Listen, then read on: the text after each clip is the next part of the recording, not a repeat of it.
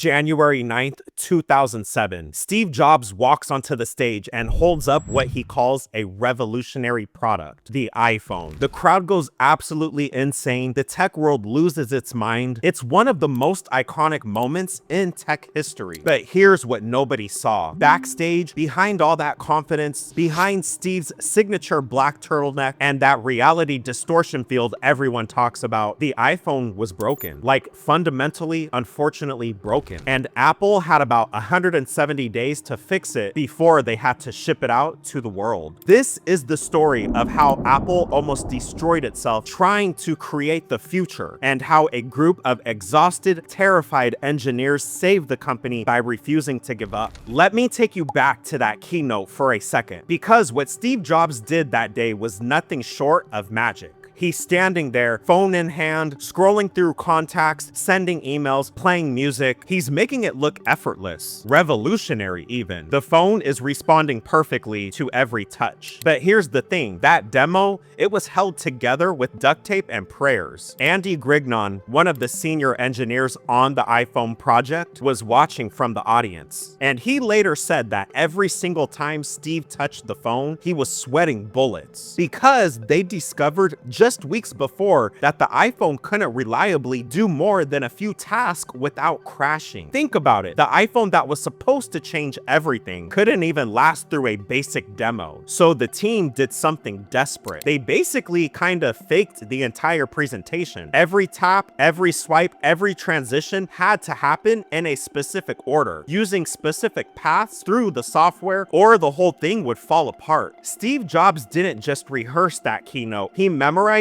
a sequence, like a complicated piece of music where one wrong note brings the whole thing crashing down. And it worked. Somehow, miraculously, it worked. But now they had a new problem. They had just promised the world a revolutionary product, and they had less than 6 months to actually build it. The real work was about to begin. In the months after that keynote, Apple's campus became something like a war zone. Engineers were sleeping in their offices, some of them showered in the company gym, and just never went home. They described working extremely long hours and sacrificing a ton of personal time. People were even having breakdowns in the hallways. Scott Forstall, who led the iPhone software team, described it as the most intense period of his entire career. And this is a guy who had been through some serious pressure at Apple. But here's what gets me about this story. These engineers weren't just fixing bugs. They were trying to solve problems that had never been solved before. Multi-touch was new. Nobody had made a smartphone without a keyboard that actually worked. So the whole concept of a glass screen that you could touch and swipe and pinch, that was science fiction. And the phone kept crashing over and over and over. There's this one story that absolutely gets me. One of the engineers, his name was Nitin Ganatra, he talks about a moment where they were a few months from launch and they had just finished a build that they thought might finally be stable. They put it through a basic test, make a call, send a text, open the browser, play a song, you know, basic stuff. The phone crashed and couldn't even last through that. At that moment, I can just imagine Nitin sitting there staring at the screen, and for the first time in his career, he probably thought, we can't do this, we're not going to make it. And he wasn't the only one. Across the iPhone team, people were hitting their breaking point. But here's where the story gets really interesting, because instead of giving up, something shifted. The team started talking to each other differently. Instead of pointing fingers when something broke,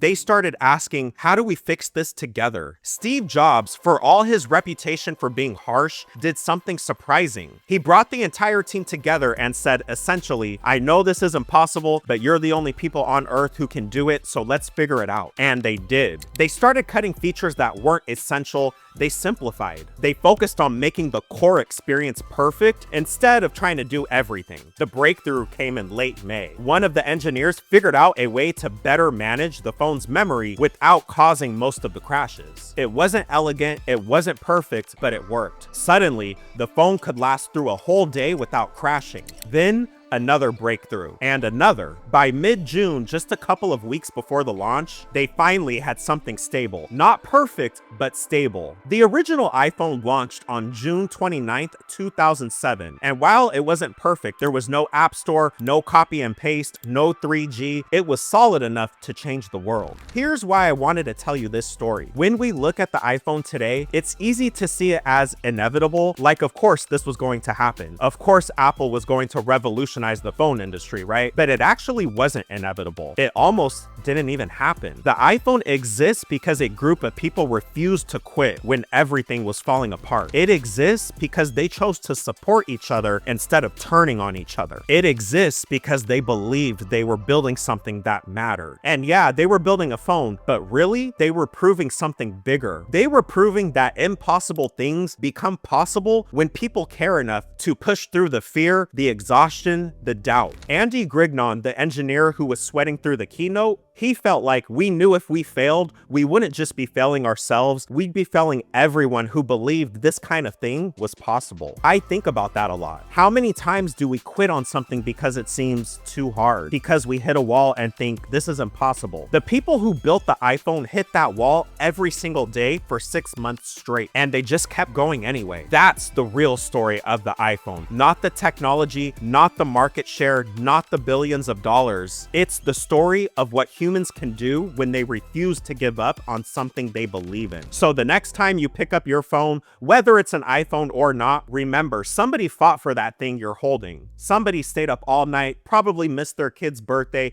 questioned whether they could do it, and they did it anyway. That's what innovation really looks like. Not a guy in a turtleneck on a stage, but exhausted people in a room believing in something impossible until suddenly it isn't. Thanks for watching. If this story meant something to you, let me know in the comments. And if you want more stories like this, the real, the messy, human stories behind the tech we use every day, hit that subscribe button. I'll see you in the next video.